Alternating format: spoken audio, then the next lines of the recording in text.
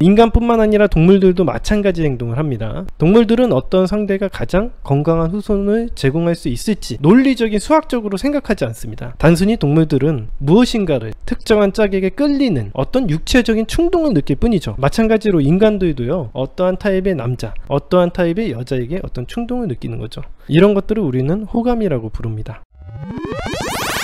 여러분들이 사는 이 사회에서는요, 이성들에게 우리가 밥이나 술을 사주고 꽃을 사주고 선물을 사주고 뭔가 예의 바르게 굴고 항상 이타적이고 헌신적인 모습을 보여주고 항상 아부하고 항상 착한 사람이 되라고 가르칩니다. 항상 상대방이 좋아하는 행동을 하라고 가르치고 있죠. 여자한테 잘해라, 남자친구한테 이렇게 해줘야 돼. 그렇지만 우리는 어째서인지 우리가 이런 충고에 따르기만 하면 형편없는 결과를 얻게 되고 있다는 거죠. 왜냐? 진화 심리학적으로 해석을 해드리자면 수백만 년 동안 여자들은 자신들에게 보호와 힘, 안전을 제공할 수 있는 남자를 찾아왔어요. 여러분들이 결혼을 하고 임신을 하게 되면요, 여러분들이 매우 몸이 약한 상태가 되어서 누구의 보호가 필요한 상태가 된다는 거죠. 여러분들이 이 종족이 번식해 나가려면은 이런 자신을 보호해 줄 수 있고 안전을 제공해 줄 수 있는 남자를 오랫동안 수백만 년 동안 찾아왔습니다. 그래서 수백만 년 동안 걸쳐서 진정한 매력을 가진 남자가 무엇인지에 대해선 여자들의 유전자에 각인이 되어 있거든요. 여러분들이 지금도 마찬가지지만 조선시대에서 벗어나서 여성의 인권이 굉장히 상승했는데도 불구하고 여자분들이 현재까지도 남자가 리드해 주기를 원하고 남자가 첫 데이트에는 돈을 내는 게 아닌가라고 생각하는 사람도 있고, 여자에게 관심과 사랑을 쏟아줘야 된다 이렇게 생각을 하는 사람들도 많고,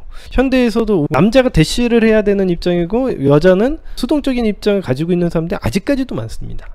그게 대부분 여태까지 수백만 년에 걸쳐서 이 유전자에 각인이 되어 있는 거죠. 이미 여성의 인권은 굉장히 높아졌는데도 불구하고 말이죠. 기본적으로 인간들은 생존 본능, 번식 본능이라는 게 있습니다. 원시 시대의 여자들은 그때의 환경에 잘 적응한 우두머리 남자를 만나게 되면 그 여자가 그 남자의 아이를 낳았을 경우 아이가 생존할 가능성이 훨씬 더 높겠죠. 이게 시간이 지나면서 현대까지 이렇게 짝짓기의 상대를 선택하는 일은 본능이 되었고, 여자는 무의식적으로 선택하는 과정이 각인되어 있는 거예요. 인간뿐만 아니라 동물들도 마찬가지 행동을 합니다. 동물들은 어떤 상대가 가장 건강한 후손을 제공할 수 있을지 논리적인 수학적으로 생각하지 않습니다. 단순히 동물들은 무엇인가를 특정한 짝에게 끌리는 어떤 육체적인 충동을 느낄 뿐이죠. 마찬가지로 인간들도요, 어떠한 타입의 남자, 어떠한 타입의 여자에게 어떤 충동을 느끼는 거죠. 이런 것들을 우리는 호감이라고 부릅니다. 오늘날에도 여자들은 여전히 리더십이 있고 자신에게 열정적인 남자들에게 끌리게 되는데, 그런 취향이 진화 과정을 통해서 각인이 되어 있다라고 보시면 되겠습니다. 따라서 여성들이 본능적으로 원하는 것은 사회적인 힘과 자신감을 지닌 남자들이 되는 거죠. 기본적으로 이 여자들이 가지고 있는 본능이나 남자들이 가지고 있는 본능은 똑같아요. 하지만 환경적으로 자존감이 매우 떨어지는 사람이라던가 경계심이 매우 심한 사람의 경우에는 자신과 비슷한 가치의 낮은 사람을 선택하려는 행동이 있어요. 왜냐하면 자기보다 너무 높은 가치의 사람을 만나면 버림받을 수 있을 것 같다라는 두려움이 생기기 때문에 그렇거든요. 이것을 가치 밸런스라고 하는데, 어떻게 보면 그냥 높은 가치의 사람을 만나면 된다고 생각하지만 너무 자기와 많이 차이가 나는 사람을 만나게 되면 걔가 갑질을 하거나 나를 쉽게 버릴 수 있다라는 생각을 하니까, 상대적으로 너무 낮은 사람이기 때문에 나 같은 사람은 많이 만날 수 있고 상대방은 되게 높은 가치이기 때문에 나를 쉽게 버릴 수 있다라는 생각을 할 수 있기 때문에, 그런 두려움 때문에 그런 사람을 안 만나려고 경계심을 갖게 되는 경우가 있다. 이것도 어떻게 보면 경계심의 한 종류인데 가치 밸런스라고 볼 수 있습니다. 좋은 소식은 여러분들이 매력적이라는 점을 전달하기 위해서 꼭 돈이나 근육을 키운다던가 꼭 외모가 뛰어날 필요는 없습니다. 건강하시기만 하면 돼요. 건강하지 못한 거는 확실히 결격사유가 되긴 하겠지만은, 그렇지 않다면 너무 대단할 필요는 없습니다. 그 남자들이 원하는 이상형에 딱 부합할 필요는 없다는 거죠. 그저 행동을 통해서